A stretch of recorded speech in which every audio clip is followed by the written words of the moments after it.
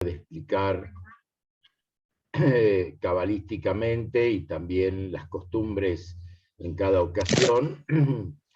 Pero antes de comenzar, quería pedir un aplauso para el rabino Ari y a su hermano mellizo, el rabino Mendy, porque hoy están cumpliendo años, hace unos minutos que empezaron a cumplir los años, el 12 de Elul.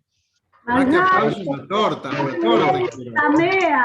Así que le deseamos Yom Halelet Sameach, y también después le vamos a pedir al final al rabino que nos dé una bendición, porque la persona en el día de su cumpleaños tiene una fuerza especial, una energía nueva que Dios le regala para este año, y eso lo empodera para poder bendecirnos, y así que le vamos a decir y pedir al rabino que nos dé una bendición para un año dulce, bueno, con todo lo que el mundo necesita y cada uno en lo personal. Así que feliz cumple, Ari, y transmitirle a tu hermano también que tú es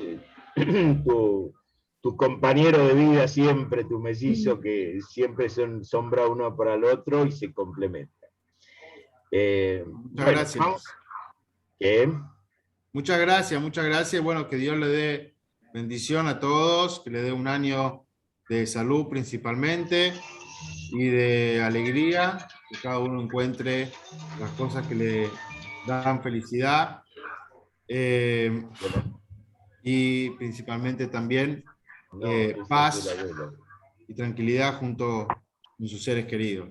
Tengamos un buen año, un Shana Tova Mituká, que la bendición de Dios que llegue hacia nosotros sea una bendición también de forma dulce, una forma revelada, que la podamos apreciar y ver.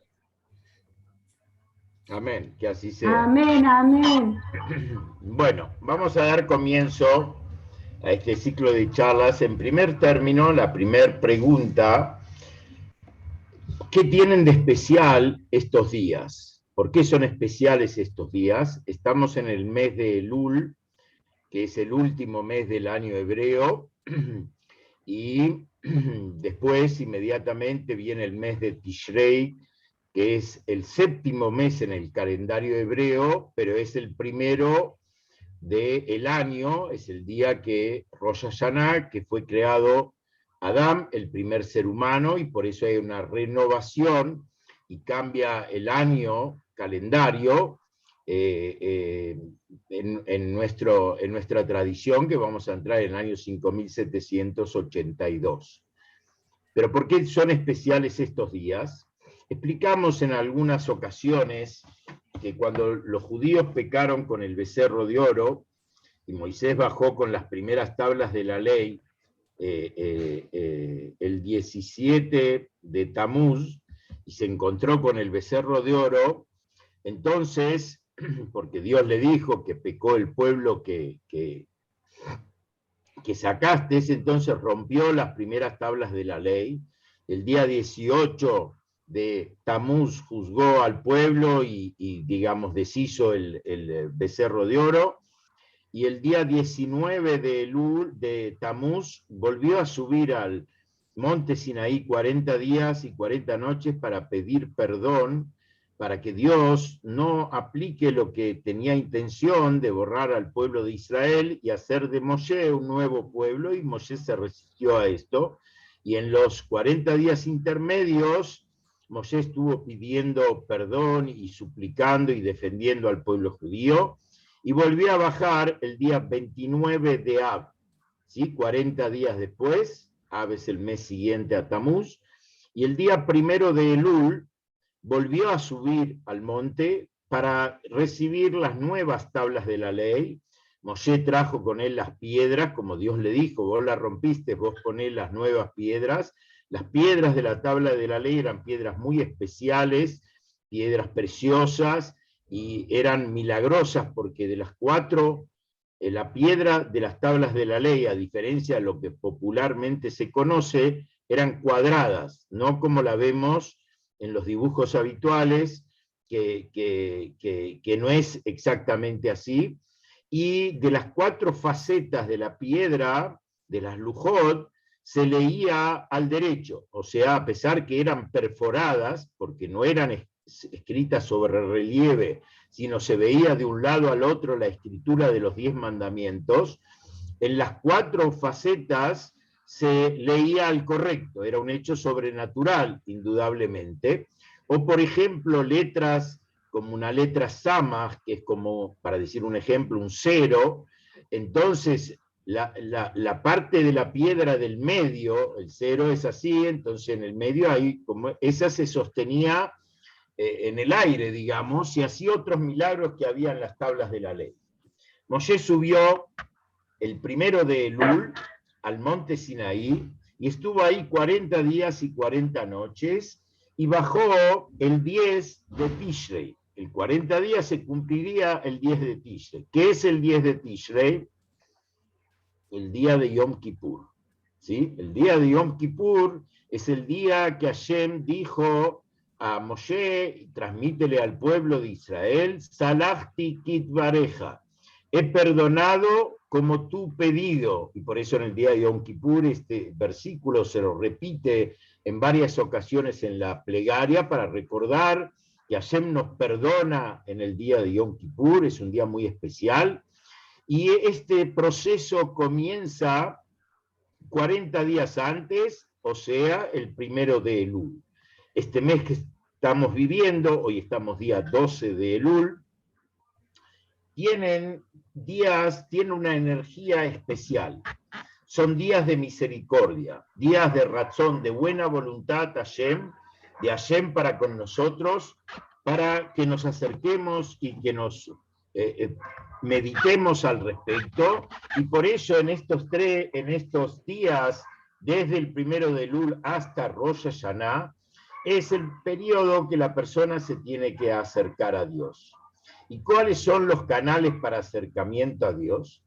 Entonces, hay 3 versículos que aluden a 3 cosas, las 3 T, como yo digo, que es Teshuvah, Tefilá y Tzedaká, ¿sí? Las 3 T, Teshuvah, Tefilá y Tzedaká, están insinuadas en 3 versículos bíblicos que dicen, por un lado, Umal Hashem Elokeja et levabeja beet levav zareja. Lamentablemente no lo pudimos hacer en un gráfico para que lo entiendan bien, pero et levav levabeja beet levav zareja, las 4 primeras letras de estas 4 palabras, que Dios circuncidará tu corazón y el corazón de tu descendencia, aluden a la teshuvá, al arrepentimiento, que Dios va a erradicar las malas tentaciones del corazón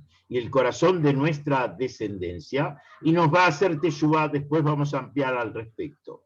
El segundo versículo es, como dice en el Cantar de los Cantares, el rey Shlomo, que es una especie de parábola alusiva a una historia de amor, que es la historia de amor entre Dios y el pueblo de Israel, y ahí dice, Ani ledodi li, yo para mi amado y mi amado para mí. Es el concepto que en el mes de Elul nos acercamos a Dios, nos arrimamos a Dios, y Dios se acerca a nosotros. Esto alude a la tefilá, a la plegaria. En el momento de la tefilá uno deja de lado todas las cosas y sus quehaceres y se concentra en acercarse a Dios, y hay que sentir, la tefilá principalmente es el momento de la Shmona Esrei, de la plegaria que hacemos de pie, es el momento cúspide de la tefilá, y por eso ahí uno siente que está delante del Rey de los Reyes, bendito sea, y pidiendo y agradeciendo a Dios por todo lo que Dios nos da cada día, y pidiendo las necesidades que tenemos, y por eso es un momento de gran comunión, de gran unión con el Creador, y un momento de autoevaluación y demás, como ya vamos a explicar en la clase referida a la tefilá. Y el tercer concepto, Tzedaká, está escrito en la Megilá de la reina Esther, que ahí los judíos establecieron en el día de Purim varias cosas, y es una de las fiestas que no se borró de ninguna familia judía en ningún país. Así dice la Megilá. Y ahí dice, Matanot le reeu ish, le reeu matanot la evionim. Ish, la alef, le reeu la lamed, la letra Vav, la evionim, la lamed final, forman la palabra Elul. Y ahí que está hablando, que le da a un hombre a su compañero regalos, y regalos a los pobres, donativos a los pobres, es el concepto de la tzedakah, y el concepto de unirnos unos con los otros, Isle Reu, buscar pacificarnos, buscar perdonarnos, buscar unirnos nuevamente, sacar las rispideces, las diferencias que hay en nuestro corazón por cualquier circunstancia que pasó durante el año. Y por eso tenemos estos tres pilares, que es Teshuvá, Tefilá y Tzedaká, que se ponen de manifiesto en el mes de Elul. Hoy vamos a hablar principalmente de la Teshuvá, qué significa, pero primero quería hacer una introducción al mes de Elul, que el Alter Rebbe, el fundador del movimiento Chabad, Rabbi Shimon Zalman de Liadi, cuando él pregunta al respecto por qué estos días son especiales, y responde que desde el 1 de Elul hasta Yom Kippur se manifiestan y se revelan los 13 atributos de misericordia divina, ¿sí? Que decimos cada día en las plegarias después de la confesión de pecado, después de la amidá. Y ahí hay 13 atributos que son maravillosos y son muy elevados, trascienden los límites del mundo, y por eso los 13 atributos tienen la fuerza del perdón, la fuerza de la capará, de expiar por nuestras faltas y errores, y nos acerca magníficamente al Creador del mundo. Y en el mes de Elul, a partir del 1 de Elul, se revelan estos 13 atributos, llegando a su máxima expresión en el día de Yom Kippur. Por eso el día de Yom Kippur, ningún judío pasa desapercibido para el Yom Kippur, con excusa que va a ver a la abuela, que va a ver al tío, que va a ver a un amigo, pero todo judío, de alguna forma, Yom Kippur no le pasa inadvertido y quiere estar con los suyos, quiere estar en el templo, rece, no rece, ayune o no ayune, pero no le pasa de largo. ¿Y por qué? Porque en el día de Yom Kippur se revela la parte más elevada de nuestra alma, que es la yejidá, que ya hablamos en otras charlas, que es la parte que está unida a la esencia de Dios, y esa parte del alma trasciende a todo lo mundano, a todo lo natural, y por eso no importa si yo pequé o no pequé, quién soy, en la esencia del alma estoy unido a Dios. En la esencia de mi alma no existe el pecado. Y en la esencia de mi alma, que está unida al infinito de Dios, ahí también es atemporal y no tiene espacio. Entonces trasciende todo, y en ese día de Yom Kippur iluminan manifiestamente los 13 atributos de misericordia, y por eso invaden nuestra alma, invaden nuestro cuerpo, nuestro mundo, conscientes o no conscientes, y por eso el día de Yom Kippur tiene la fuerza de revertir lo equivocado, de hacer capará y borrar lo que emancillamos, lo que ensuciamos eventualmente, como ahora voy a explicar respecto al tema puntual de la. Por eso, a partir del mes de Elul, comienza un acercamiento, y el Alter Rebbe trae un ejemplo, una parábola. ¿A qué se asemeja Yom Kippur? Se asemeja a un rey que está de viaje, y él está volviendo al lugar donde él vive, al país y a la ciudad donde él vive, para volver al palacio. Entonces los habitantes que conocen al rey, admiran al rey, la majestuosidad del rey, salen al campo, esta es la parábola, ¿sí?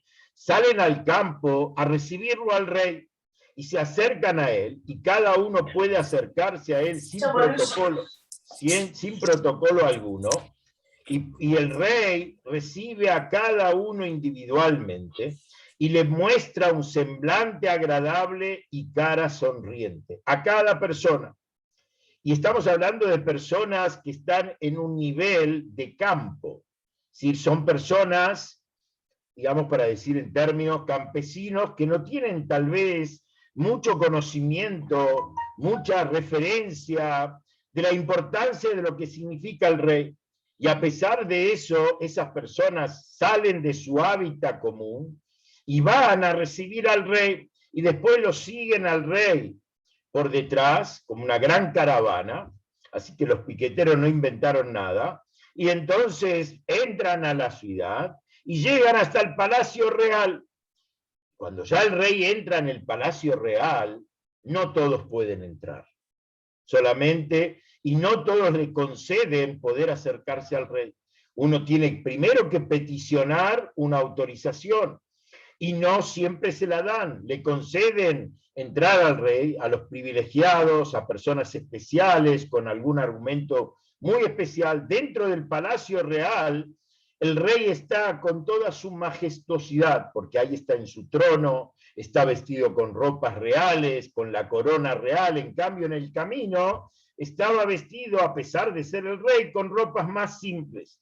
La analogía, trae el Alter Rebbe, de este ejemplo al mes de Elul, es esta, que en el mes de Elul el rey está en el campo, está fuera de su hábitat común, y por eso todos, sin excepción todos, inclusive aquellos que estamos en el nivel de concepto de campo, que no tenemos conocimiento y estamos muy alejados de lo que es nuestro conocimiento del rey, del rey me refiero a Dios, y de lo que Dios espera de nosotros y de lo que Dios nos pide, a pesar de eso nos moviliza, porque en nuestra Neshama, en nuestro alma, brillan los 13 atributos de misericordia, y eso, a pesar que esto está brillando en los mundos superiores y en la esencia del alma, pero algún efecto provoca en nuestra persona aquí abajo, algún efecto en el alma que tenemos embestida, nuestro cuerpo nos llama a la conciencia, y por eso el mes de Elul nos moviliza, el mes de Elul nos llama a acercarnos al Creador, Anile Dodi, yo hacia mi amado, y procuro estar cerca de Dios, y hacemos distintas costumbres, como por ejemplo, a partir del 1 de Elul se empieza a escuchar el sonido de shofar, que el sonido de shofar son 10 sonidos, ¿sí? Tayat, Tarat, o sea, no voy a entrar en los detalles, pero en total son 10 sonidos distintos que se alude, la Cábala dice, que aluden a las 10 poderes de la persona. El alma de la persona y el cuerpo de la persona están compuestos por 10 poderes, 3 intelectuales, que es Jochma, Biná, Edad, ya lo estudiamos en alguna ocasión, y 7 emocionales, que son el motor que dan vida a la persona y que gestan su accionar. Entonces, estos sonidos del shofar tocan, movilizan, y como dice Maimónides, y basado en el versículo que trae el profeta, si sonará el shofar en la ciudad, la gente no se va a movilizar, o si el león ruge, la gente no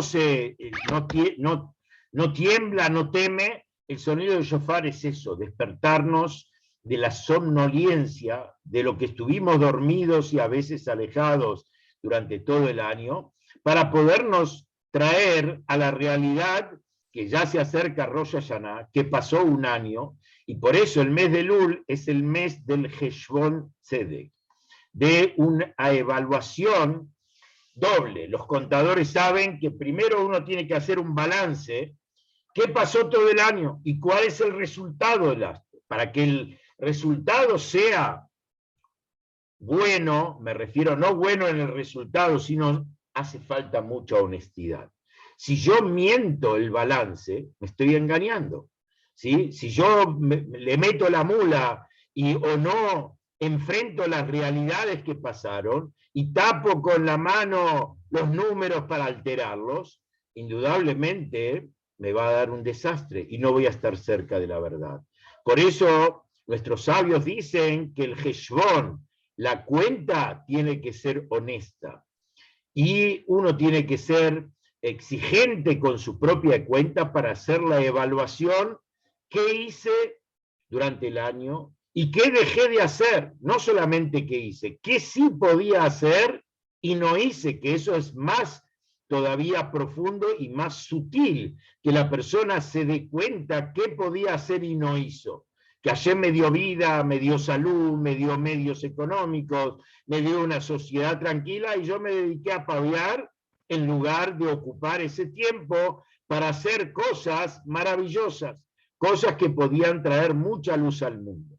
A partir de ahí, después viene la preparación para el nuevo año. A partir del 18 de Elul, Jai Elul, que es la semana que viene, hay 12 días exactos hasta Rosh Hashanah, que aluden a los 12 meses que pasaron y planificar la proyección de qué pasó los 12 meses que no ocupé correctamente y cómo me estoy organizando para que el próximo año, cada uno de los meses, tenga sus días llenos de vida, llenos de sentido, llenos de santidad, llenos de pureza, y que yo sea un socio digno del Creador, como Dios confía en mí, que yo confíe en mi fuerza, en mi posibilidad de ser un digno compañero de travesía en el mundo donde Dios me puso,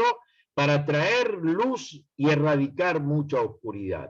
Esa es la parte del mes de Elul, tiene estas dos facetas. Por un lado, hacer un balance del pasado y una preparación y una planificación para el futuro. Y por eso, cuando uno tiene la digna preparación en el mes de Elul y no deja pasar estos días, puede llegar a Rosh Hashanah, el día donde Dios ya está en el palacio.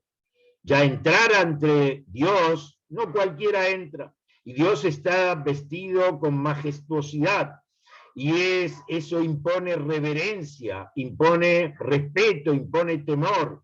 Entonces, para poder llegar confiados de que vamos a tener un año bueno y dulce y que Dios nos va a conceder todas nuestras necesidades y más de la que nosotros creemos que necesitamos, hasta la gran necesidad de mandar al Mashiach al mundo, autorizarle, porque cada año en Rosh Hashanah el alma del Mashiach entra ante Dios y pide permiso para revelarse, y Dios le contesta sí o no. Y entonces hagamos la fuerza meritoria para que este año en Rosh Hashanah y antes de Rosh Hashanah Hashem le autorice al Mashiach revelarse y traer toda la bondad, toda la armonía, toda la abundancia y toda la generosidad que el mundo necesita imperiosamente. Y por eso la preparación tiene que ser una preparación a conciencia, digna, con entusiasmo y demás. El primer punto es Teshuvá. Que dijimos antes de los 3 elementos, Teshuvá. Teshuvá es arrepentimiento, pero en realidad, si traducimos correctamente la palabra Teshuvá, Teshuvá viene de Tashub, de volver a lo que nosotros somos. Un judío nunca se puede separar de Dios y de su esencia judía. No importa dónde se haya metido y dónde haya participado y cuánto se haya alejado, él, para volver a Dios, lo único que tiene que hacer es tomar la decisión de hacer teshuvá. Y por eso arrepentimiento es, bueno, yo me arrepiento de lo que hice en el pasado y ahora vida nueva, una nueva etapa. No. Teshuvá es volver a mi esencia, volver a quien soy yo, y por eso en Teshuvá hay categorías. Como vamos a ver, Teshuvá, la palabra Teshuvá es Tashub Hei.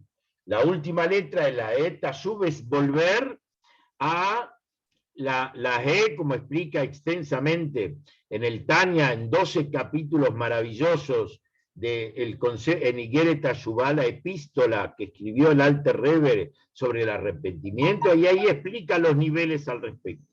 Ahora voy a entrar a primero explicar de qué nos tenemos que eventualmente arrepentir. La Mishnah en el Talmud dice, hay 3 categorías de eventualmente órdenes divinas, mitzvot, y todas ellas, para resarcirlas, necesitan ser acompañadas por la teshuvá. Y voy a explicar para que me entiendan. Primero tenemos las mitzvot positivas. En la Torá hay 248 mitzvot asé, que el hombre tiene que hacer. Por ejemplo, voy a dar algunos ejemplos. Honra a tu padre y a tu madre. Ponete tefilín todos los días. Escucha el shofar. ¿Sí? Ayuna en Yom Kippur. Entra en una suká. Come matzá en Pesach. Sé honesto con tu prójimo. Educa a tus hijos. Todas estas son preceptos de sí. El Shema Israel a la mañana y a la noche. Todas estas y muchas más son preceptos positivos que el hombre tiene que hacer, y por eso coincide con los 248 miembros del cuerpo humano, porque cada mitzvah nutre y cada mitzvah alude a una parte de nuestro cuerpo. Esta es la primera parte, lo que tenemos que hacer, las mitzvot positivas. Después tenemos mitzvot lota hace, las mitzvot que no debemos hacer, lo que no debemos transgredir, que esas son en los 613 preceptos bíblicos, son 365, que son equivalentes a las arterias humanas que tiene el cuerpo, así explica el Talmud y la Cábala y demás, por donde las arterias fluye la sangre, ¿correcto? Entonces, por ejemplo, si la Torá me dice no comas cerdo, es una mitzvah de no transgredir. No violes el Shabbat, no robes, no ofendas a tu prójimo, no alteres las pesas, ¿sí? No mientas, y como esas otras 365, como dije antes, el transgredirlas, ¿qué producen? Producen que por las arterias fluye la sangre, fluye la vida. ¿Qué pasa cuando una arteria se tapa? No corre la sangre y pone en peligro el otro lado donde no fluye la sangre, y pone en riesgo, puede, a un miembro o a veces a la persona entera. ¿Por qué? Porque hay una obstrucción. Lo mismo cuando nosotros cometemos un pecado lota hace, no hacer, estamos obstruyendo la fluidez de la vida que Dios nos da, espiritual y físicamente, y eso complica las cosas. Esa es la segunda categoría de precepto que tenemos. Y el tercero son preceptos que son también de no transgredir, pero que ya su implicancia de transgresión es más grave, como explica Maimónides en las leyes de Teshuvá, que hay preceptos kalot, livianos, más livianos, y preceptos hamurot, más contundentes, más rígidos, más importantes.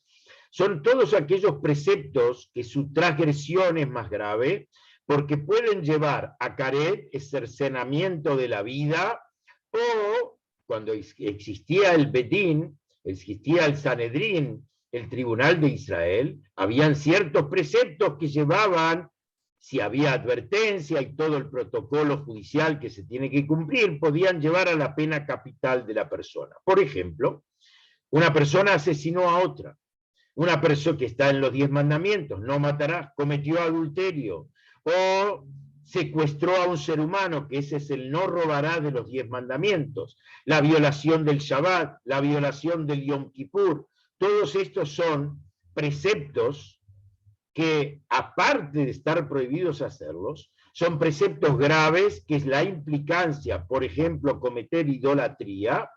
Entonces llevan al cercenamiento de la vida, y por eso son considerados más graves. Entonces, tenemos tres categorías de preceptos, y hay uno más que Maimónides menciona, que no está incluido dentro de los juzgamientos de Dios, que es Hilul Hashem.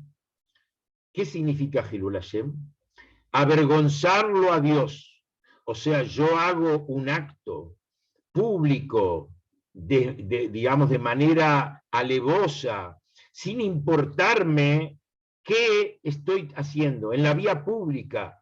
Esto se llama Hilul Hashem, avergonzarlo a Dios, profanar el nombre de Dios con mi palabra, con mi accionar, con mis gestos, delante de gente. El Hilul Hashem es uno de los pecados, por eso hay que ser muy cuidadoso como actuamos, uno de los pecados más trascendentes, más importantes, y requiere mucha conciencia y mucho esfuerzo y trabajo para poder enmendarlo. Permiso.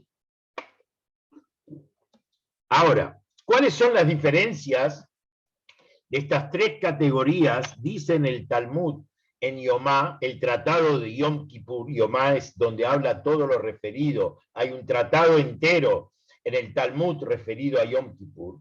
Y ahí trae que hay tres categorías de capará, de expiación por nuestros errores. La primera es cuando yo cometí un error de una mitzvah, sé que podía cumplir y no la cumplí.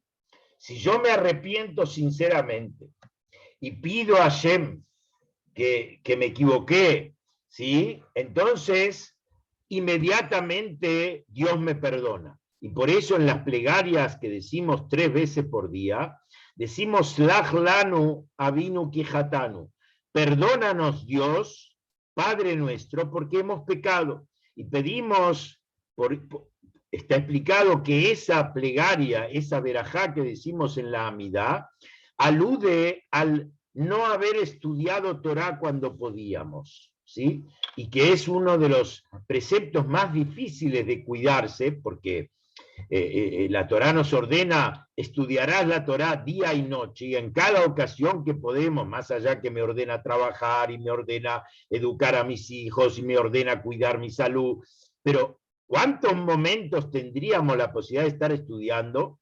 Entonces es un precepto que es difícil, un precepto positivo de estudiar Torah, y por eso pedimos perdón. No vayan a creer que un precepto positivo es algo light, algo fácil. No es así. Primero que todo, como explica el Talmud, un precepto positivo que yo no cumplí, por ejemplo, hoy a la mañana me olvidé de decir el Shema Israel. No hice Shema Israel, o no le recé a Dios, ¿correcto? ¿Qué pasa? Bueno, me arrepiento, mañana voy a rezar, nunca más voy a ser reincidente, demás. Lo que falté hoy, no hay cómo completarlo. Así dice el Tanaj. Lo torcido que perdimos de luz, de potencial que teníamos para hacer, a pesar que nos arrepentimos, y a pesar que decidimos de ahora nunca más fallarle a Dios, lo que faltó, faltó. Está claro, Dios nos va a perdonar, no nos va a pasar factura, pero lo que no hicimos no está hecho. Y por eso dice el Talmud que Dios perdonó al pueblo judío la idolatría y no perdonó el abandono de no estudiar Torah. Vemos que estudiar Torah es una mitzvah positiva, es más importante y más grave que la propia idolatría. Entonces, una mitzvah taseh es el accionar de traer divinidad a este mundo, es llenar mi vida con santidad, es rodear mi entorno y la sociedad con la que vivo con el mandato divino, es aceptar el yugo celestial de cumplir lo que Dios espera de mí. Por eso es la importancia. Pero, por cuanto que yo me arrepiento sinceramente, y acá voy a poner énfasis en qué es el arrepentimiento, que esto nos va a servir para todas. Maimónides explica que el arrepentimiento de la persona consiste en 3 pasos. El primer paso es la confesión del pecado. ¿sí? La persona tiene que confesar con palabras, que llamamos en hebreo vidui, Veitvadá al jatato asher jatá, dice la Torá, y la persona confesará por el pecado cometido. ¿Qué significa esto? Que tenemos que verbalizarlo con palabras nuestro pecado. Por eso en el día de Kippur, 5 veces o más hacemos el vidui, donde se mencionan todos los pecados posibles, y si alguno tiene alguno que no está enumerado en ese vidui, lo puede agregar con sus palabras, con corazón sincero. Ahora, ¿por qué hay que verbalizarlo? Porque no alcanza con el sentimiento del corazón. ¿Por qué? Porque la palabra me hace tomar conciencia y no me deja pensar que no pasó nada. Si yo lo pienso solamente, no lo corporizo y por consiguiente no tomo la magnitud de lo que he cometido. O también me puedo pasar de rosca y me quedo trabado y me agarro una depresión porque cometí el pecado y nunca... No. Hay que acotarlo para entender, por un lado, que no fue nada light, pero tampoco es irreparable. Y por eso hay que verbalizarlo. En el verbalizarlo hay 2 tipos de pecados.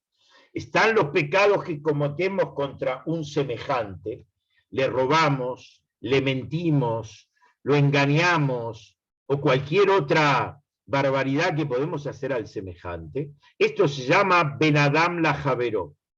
Y existen los pecados Ben Adam la Makom, entre Dios y el hombre. O sea, transgredí Shabbat, no comí kasher, no me puse tefilín, son todos pecados, hombre-Dios. Dice el Talmud que si la persona se arrepiente sinceramente, con honestidad, ¿y qué es el arrepentimiento? Decidir no ser reincidente. Este es el segundo paso de la Teshuvá. Primero la confesión verbal y con palabras. El segundo es la decisión férrea en mi corazón de no volver a reincidir en el pecado. Entonces ahí tenemos los 3 pasos. Primero, tomar conciencia que me equivoqué. Y tomar conciencia en qué me equivoqué, qué pecado me equivoqué. Después de eso, verbalizarlo, confesarlo, la confesión de pecado. Y tercero, no ser reincidente. Si yo en el momento que estoy haciendo el vidui, estoy recitando palabras pero no sintiendo lo que estoy diciendo, y al otro día de Yom Kippur empiezo a las mismas andanzas que antes de Yom Kippur, y me estoy autoacusando solo, porque voy y digo a Dios, he pecado con esto, ¿sí? Me estoy autocondenando y sigo en la misma, nunca me arrepentí. Y sin arrepentimiento, sin teshuvá, el pecado no se borra. ¿Está claro? O sea, no hay como resarcir si yo realmente no hice una introspección interior para darme cuenta de lo que me equivoqué y para cambiar las cosas sinceramente. En la confesión de pecados dice Maimónides que cuando uno peca hacia un semejante, le tiene que ir a pedir perdón, y si lo hace públicamente, para que el otro sienta que fue reconfortado, que esta persona se arrepintió y tuvo la humildad para hacer público su error hacia el semejante, es aplaudible, es mejor. O sea, así debe ser, y hacerlo público, y por lo menos con el semejante ir a pedirle perdón y demás, o hacerle entender que él está totalmente arrepentido, y no suponer que el otro me perdonó. No. Si vos le hiciste un daño, más allá de reparar el daño, o sea, si le robaste o lo engañaste, tenés que devolver el resarcimiento económico, pero no alcanza eso. Tiene que haber, junto al resarcimiento económico, tiene que haber arrepentimiento. Y la decisión férrea de no reincidir, porque si no, mañana voy a volver a hacer lo que hice ayer y me sigo burlando de mí mismo porque soy reincidente. En cambio, los pecados que uno comete con Dios, no tiene que hacerlo público. Él lo tiene que hacer con su boca, ya hace vidui, por eso en la amidá, por eso golpeamos el pecho para despertar el corazón cuando hacemos vidui, pero no hay que hacerlo público, porque eso significa que soy desvergonzado. No me importa contarle al mundo que yo cometí adulterio, que yo robé, que yo hice idolatría, que yo comí cerdo. Entonces, los pecados que yo cometí con Dios, tengo que arreglarme con Dios honestamente y no hacer, salvo que voy a un rabino o a un amigo que me pueda ayudar a orientar cómo corregir mi situación. Eso es otra cosa porque estoy buscando el camino a la teshuvá, pero no me jacto públicamente que yo hice tal o cual cosa. Es importante que la persona sienta pudor, sienta respeto, sienta vergüenza cuando él se equivocó. Y pedir perdón habla de grandeza. Pedir perdón habla de humildad en la persona. Por eso, para hacer teshuvá es necesario darme cuenta de mi soberbia, de mi altanería, de mi prepotencia, y yo lo desafío a Dios. Dios dijo que no y yo digo que sí, y hago lo contrario a lo que Dios quiere que yo haga. Para poder revertir eso, hace falta que la persona tenga reverencia a Dios, Irat Hashem, reverencia, respeto y temor a Hashem.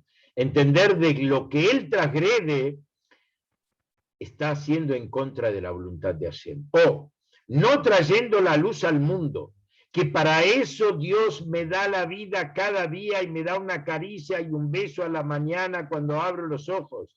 Y me dice, amigo, confío en ti y te necesito, vos sos mi artífice para que este mundo tenga sentido a través de las buenas obras que vas a hacer. No a través de no violar lo que no tenés que hacer, porque muchas veces escucho a gente que me dice, y yo no fumo, no me drogo, soy fiel a mi mujer, no viniste al mundo para no. Lo no es básico, es el plafón. Lo que viniste hasta el mundo es por el sí, por hacer cosas, por gestionar, por traer luz. Dios te quiere activo, te quiere socio, te quiere que hagas cosas. Y por eso la excusa de que yo no soy religioso y con eso me excuso de todo, es una engaña pichanga, porque tu neyamá bajó a este mundo y la neyamá la tenés y prueba que la tenés, que no podés dejar de ser judío. Por más que te hayas embrollado en lo que te embrollaste, seguís siendo un yehudí y sentís sentimientos yehudí muy profundos. Por algo Hashem te dio esa neyamá y te dio la vida, a pesar que no te debe nada, y te cuida la salud, y cuida a tus familiares, y cuida a tu sociedad, para que puedas ser una persona de bien, una persona que trae el bien al mundo, que aprovecha oportunidades para traer luz. Esa es nuestra principal función en este mundo y para eso estamos. Y por eso, en la confesión y en la decisión férrea de no perder oportunidades de hacer el bien y también cuidarnos profundamente para hacer o no hacer lo que no debemos hacer.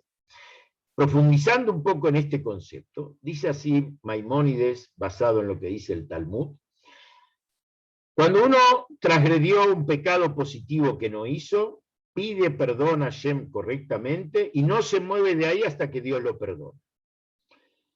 Cuando transgredió un pecado de no hacer, comió hazer, comió cerdo, o violó el Shabbat, o cualquier otra cosa que no debía hacer, entonces se arrepiente, pide perdón a Hashem en ese momento, y queda pendiente su expiación hasta el día de Yom Kippur. Porque en el día de Yom Kippur tiene una fuerza especial que dice, Lifnei Hashem titaru, delante de Dios han de purificarse. Y por eso esa mancha que cometimos y el error que hicimos queda en stand-by, nuestra capará absoluta, hasta el día de Yom Kippur. Tiene que haber perdón, arrepentimiento, decisión de no reincidir, pero no terminó nuestra capará. Y cuando nosotros cometimos el tercer grado de pecados que hablé antes, que son pecados que llevan pena capital o pena de muerte por parte de Hashem, que hoy no se aplican, pero son los hamurot, los graves, los pecados graves. Entonces, dice el Talmud, que ahí está la decisión de hacer teshuvá y pedir perdón. A su vez tiene que venir el Yom Kippur, pero no alcanza con eso. Es necesario sufrimientos y padecimientos para limpiar el alma. ¿Sí? Ahora voy a explicar un poquito más. Y hay algunos pecados más graves que no alcanzan siquiera los sufrimientos, están pendientes hasta el día de la muerte. Con la muerte de la persona, después que vivió toda su vida y larga vida, en el momento de la muerte, si él se arrepintió, Hashem le perdona todo.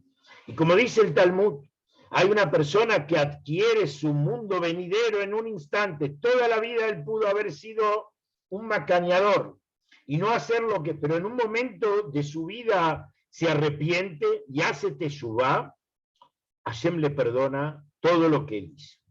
¿Sí? Y tiene el Olam Abba merecido por su verdadero arrepentimiento. Esto es lo que significa la teshuvá desde el punto de vista, y es una mitzvah positiva de la Torá, Beshabtá ad Hashem Elokeja, y retornarás a Dios.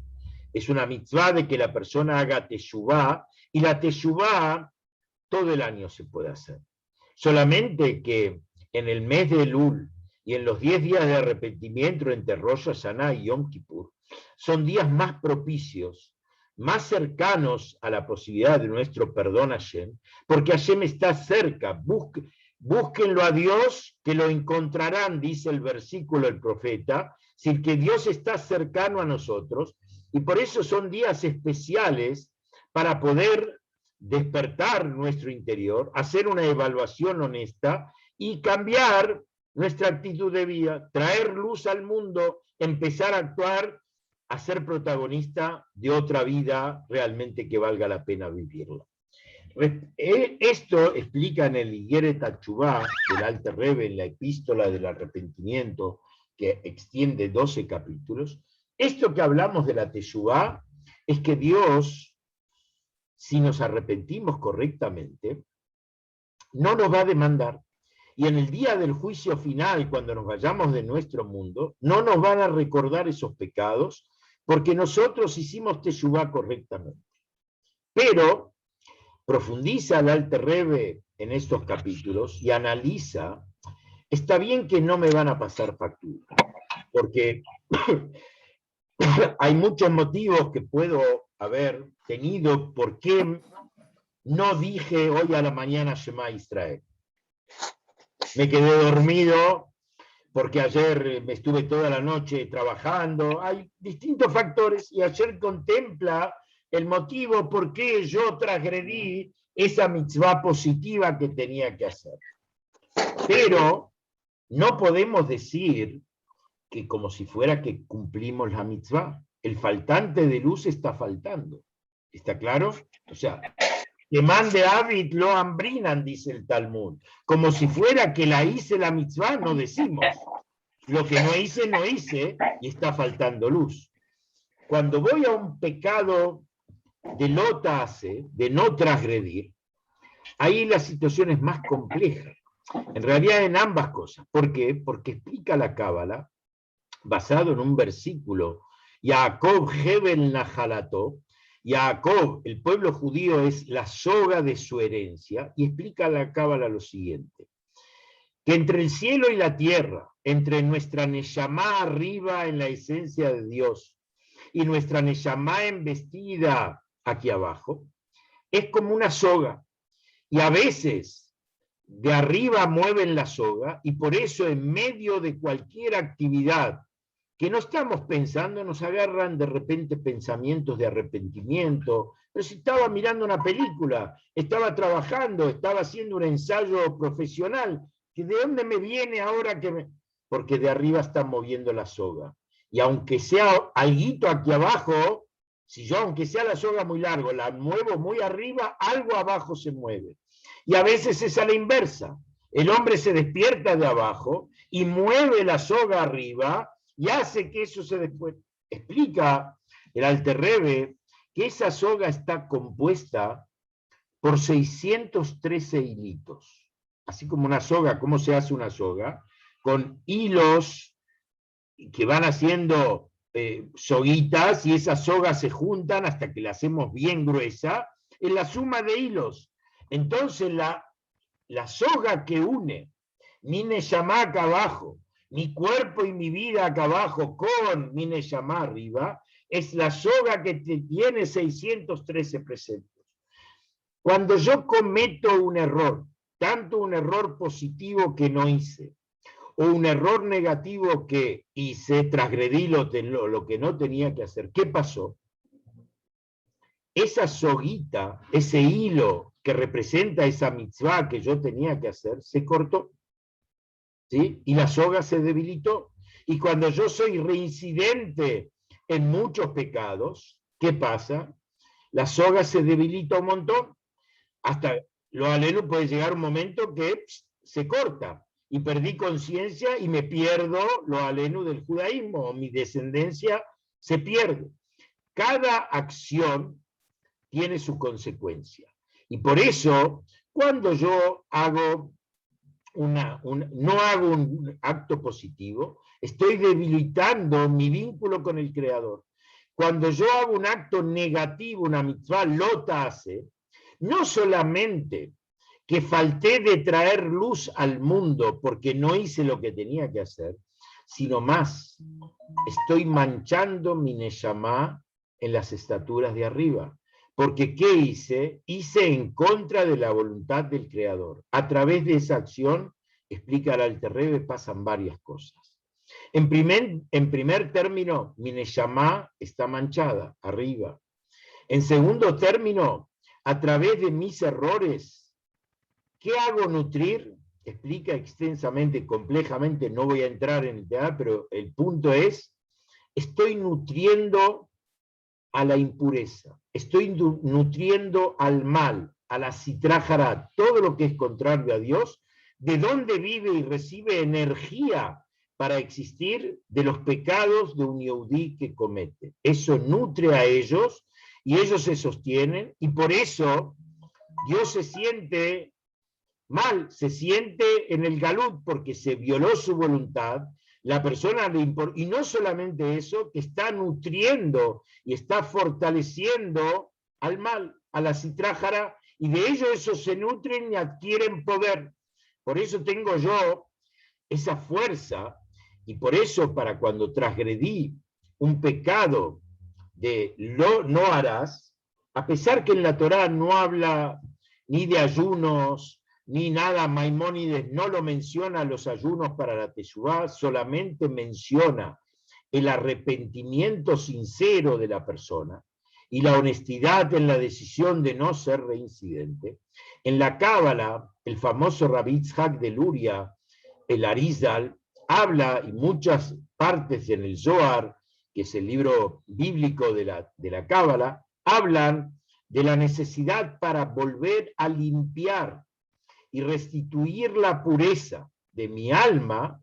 Necesito llevar a cabo, y de acuerdo al pecado, diferentes cantidades de ayunos, ¿sí? Por ejemplo, como trae el Alter Rebbe, la eyaculación banal de la persona requiere de 84 ayunos por cada ocasión que lo he cometido. Y así como eso, trae una serie de números bastante fuertes para que la persona haga y restituya la pureza de su neshama. Por ejemplo, para que entendamos, un ejemplo muy simple. Tengo un pullover blanco extraordinario y se lo doy al mecánico con las manos grasosas. ¿Qué va a hacer de ese pullover? Se va a manchar entero de grasa. Ahora, para sacarle las manchas y restituir la blancura de ese pullover, ¿qué necesito? De acuerdo a la gravedad de la mancha, así voy a necesitar un tintorero, químicos activos para que remuevan la mancha, de acuerdo a la gravedad, así va a ser el proceso para restituirle su pureza. También nosotros tenemos ese concepto, que para restituir la pureza de nuestra alma, necesitamos esfuerzos especiales, más allá que Dios no va a pasarnos factura en el momento del Yom Adin, pero nosotros no queremos eso. Él nos dio un alma pura, un alma, cada mañana lo decimos en las plegarias matinales, y queremos ser un buen hijo.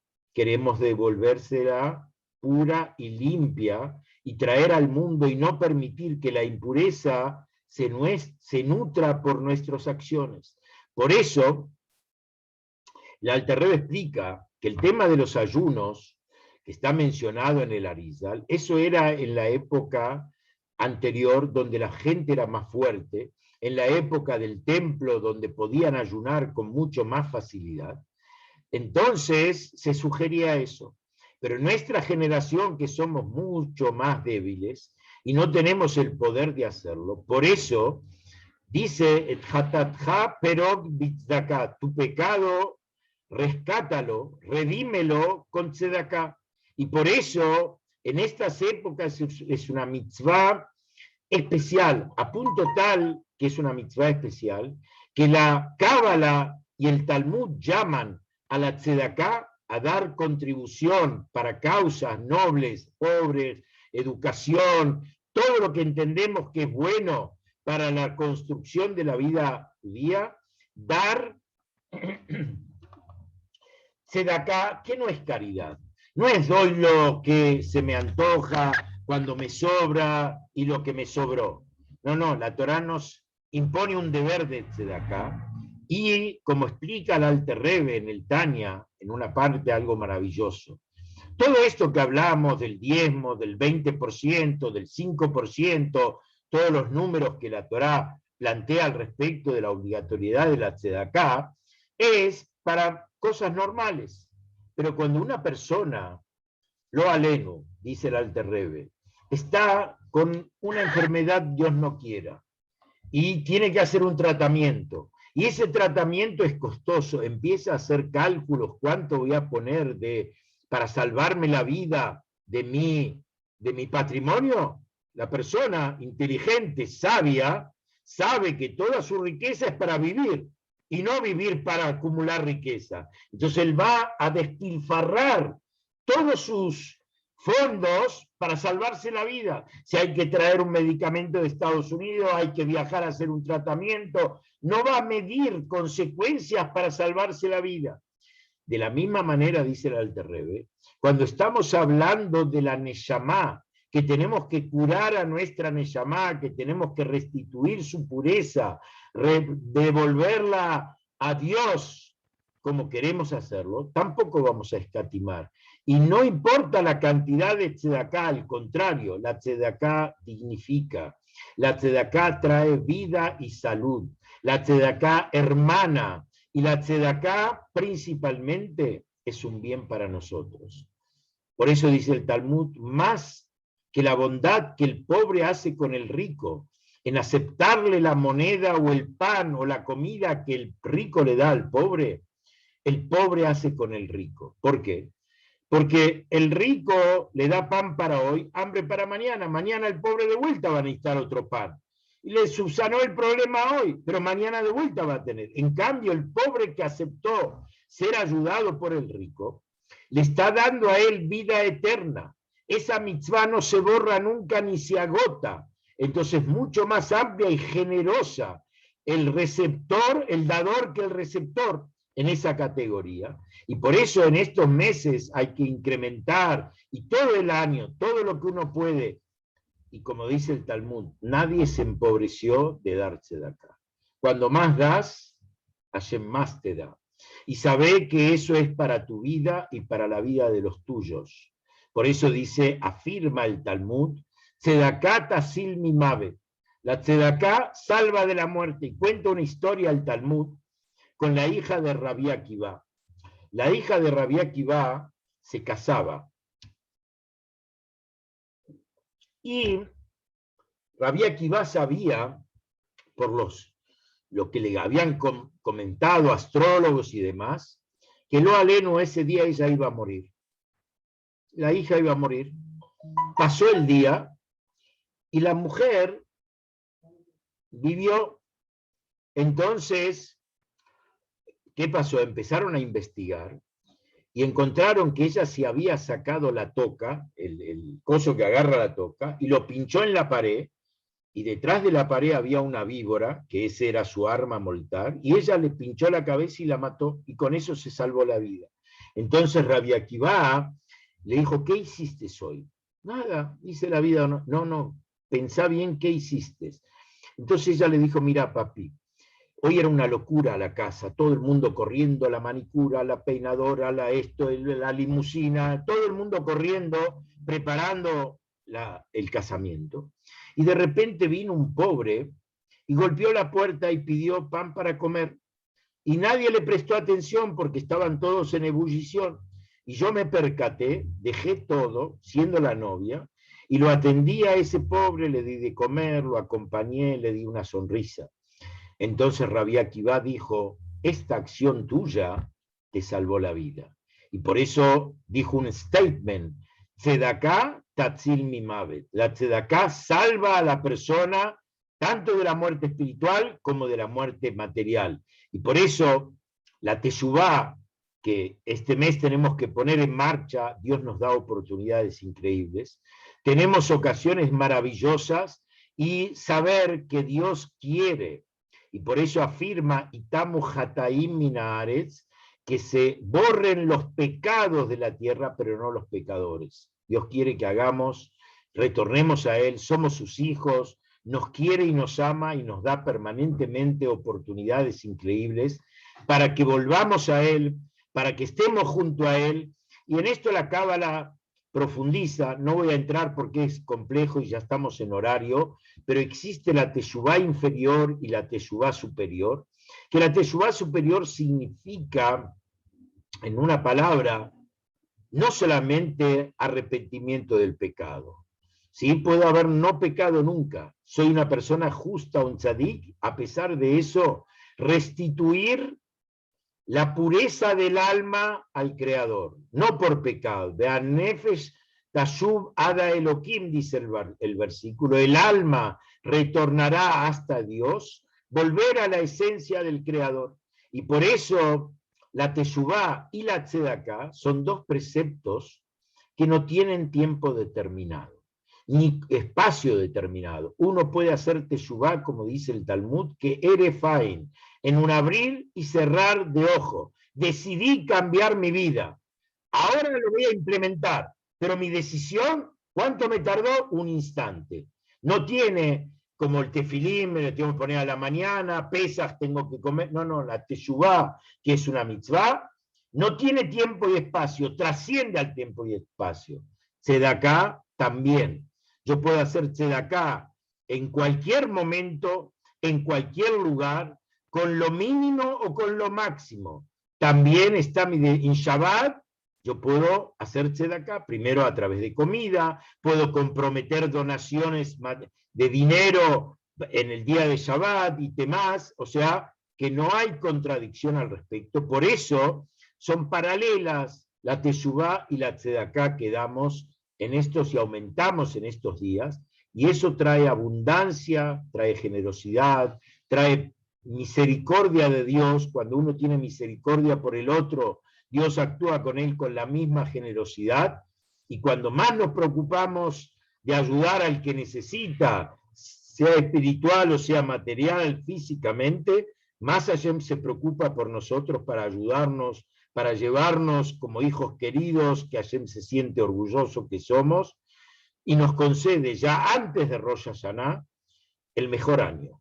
Un año lleno de vida espiritual y material, lleno de bondad, mucho más de lo que imaginamos que necesitamos, y por eso cuando llegamos a Rosh Hashanah, dice el pasuk, Haim Kulechem Ayom, están todos juntos, unidos para la vida frente a Dios, porque hicimos el proceso necesario. Que Dios realmente nos bendiga, que nos ilumine y nos dé los canales para encontrar la fuerza de aprovechar cada día, cada momento del mes de Elul para llegar a tener un Rosh Hashanah y fiestas realmente extraordinarias. Amén, que así sea. Como siempre, agradezco la paciencia y damos oportunidad si se quiere hacer alguna pregunta, Rabino Ari.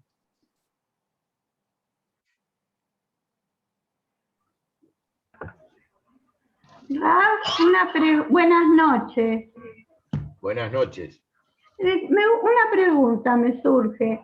Usted dijo que el Mashiach se presenta ante Dios para preguntarle si puede revelarse. ¿Es así?